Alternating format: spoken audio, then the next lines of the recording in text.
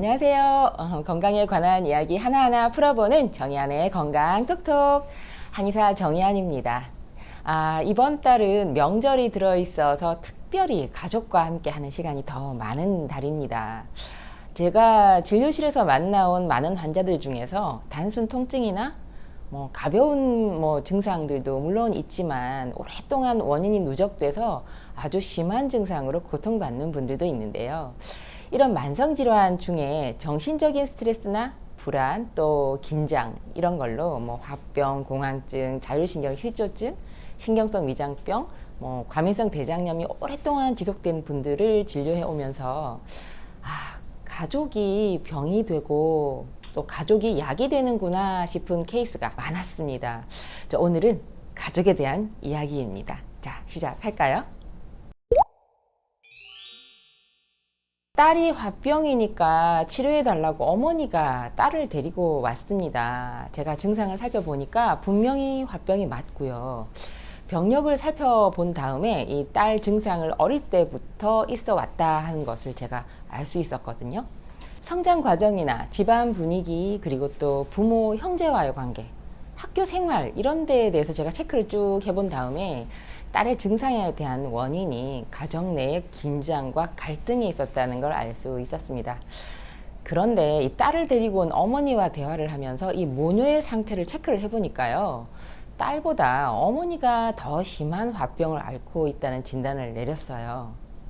결혼 생활이 순탄치 않고 남편과 시댁에 대한 원망과 긴장, 불안으로 생긴 이 화병을 그냥 어머니가 계속 누르면서 살다 보니까 이 집이 항상 이렇게 어머니 아버지가 싸우는 소리를 들으면서 이 딸이 성장을 했고요. 부모와의 심리적인 관계가 단절되어 있더라는 거죠. 그래서 이 딸과 엄마 모두 화병 앓고 있는 거라고 봤습니다. 이 화병이 유전되는 질병은 분명히 아닌데 이렇게 엄마와 딸이 모두 앓고 있는 것은 생활 환경이 큰 원인이죠. 또 이번에는 아내가 공황장애가 심하다면서 먼저 전화로 문의하셨던 남편이 예약 당일날 이 아내분을 데리고 함께 내원을 했습니다. 이 아내가 공황증이 또 생길까봐 긴장하고 불안해 해가지고요. 대중교통을 이용하지 못하니까 남편분이 회사도 하루 쉬고 직접 차로 운전해서 데리고 오신 케이스인데요. 이 아내분을 진찰을 해보니까 공황장애가 맞고 그동안 이 공황증 증상 경험 때문에 너무 불안해서 외출도 안 되고 사람을 만날 수가 없는 굉장히 심한 상태였습니다. 이 부부를 마주하고 앉아서 제가 과거 병력과 이 가족 관계 이런 거를 좀 제가 체크를 해보니까요. 아내를 데리고 온 남편도 공황장애로 오랫동안 정신과 치료를 받고 있었다는 걸 알 수 있었습니다. 이 남편분은 이 아내까지 정신과 치료를 받게 하고 싶지가 않고 또 가까운 미래에 이세를 가질 계획도 있다는 사실도 알게 됐는데요. 이 두 사람의 성장 과정과 결혼 전후에 이런 이야기를 제가 들어보니까 부모님과의 갈등도 있었고요. 또 이제 두 사람이 성장 과정에서 이 부모들이 또 가정이 울타리가 되어야 되는데 그러지 못한 환경에서 또 자랐던 거 이런 여러 가지 원인이 있었습니다.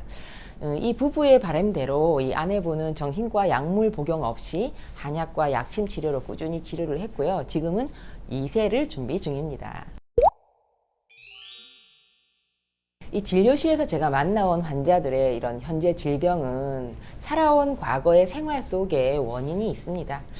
그리고 화병, 공황증, 자율신경 실조증 같은 질병들은요, 그 사람의 인생 스토리와 맞물려 있고요, 원인 제공이 되는 경우가 많습니다. 이 앞의 사례들처럼 특히 이 가족 간의 관계, 또 가정 분위기, 그리고 부모와의 유대 관계, 그리고 부부 갈등이 원인이 되는 사례가 많았습니다.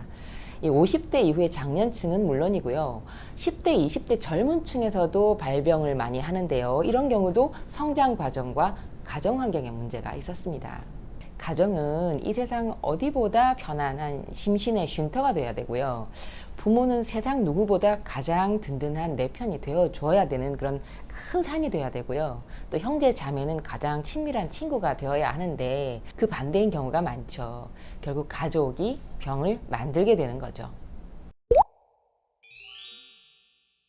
치료를 본격적으로 시작하기 전에 이 환자와 보호자를 진찰하면서 그 병이 발생한 원인을 함께 짚어보기 위해서 충분히 대화하는 이유가 여기에 있습니다. 이 가정의 문제나 가족 갈등을 환자가 바꾸는 건 불가능에 가까운 일이지만 그 병이 어디서 시작된 건지 또 이런 걸 정확하게 아는 것 자체가 치료의 시작이 될 수 있습니다. 그리고 이 치료를 통해서 증상 개선이 확실히 되고요. 또 심신이 평안해진 이런 환자분이 스스로 자기가 현재 처해 있는 상황을 객관적으로 판단할 여유가 생기고요. 또 자신을 아끼고 보호해야 될 명분을 찾으면서 재발을 방지하기 위한 자구책도 세우게 됩니다. 가슴이 답답하고 상열감으로 힘들고 잠도 못 자고 심장 두근거리고 호흡이 안 되고 오랫동안 소화가 안 되는 이런 증상들이 한꺼번에 다 밀려올 때 당장 이 증상을 완화시키는 약물이나 치료는 필요합니다. 그런데 병이 생긴 원인과 과정에 대한 그런 아무 자각이 없이 그냥 증상만 완화하는 치료에 계속 의지해서 시간을 끌게 되면 치료는 끝이 없습니다.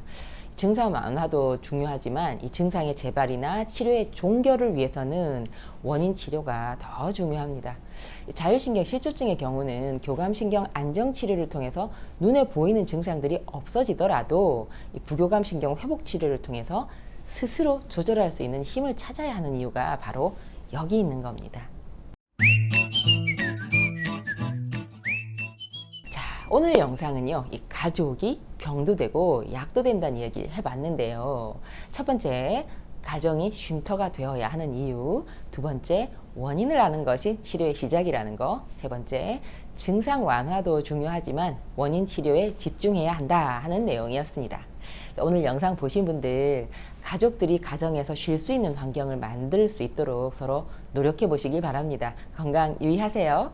정희연의 건강 톡톡. 다음 주에도 유익한 건강 정보로 뵙겠습니다. 감사합니다. 여성이 건강해지면 가정이 행복합니다. 여성이 행복한 세상, 건강한 사회가 될 것입니다. 소식 놓치지 않으려면 구독하기 버튼 꾹 하고 눌러주세요. 지금까지 한의학 박사 정희안이었습니다.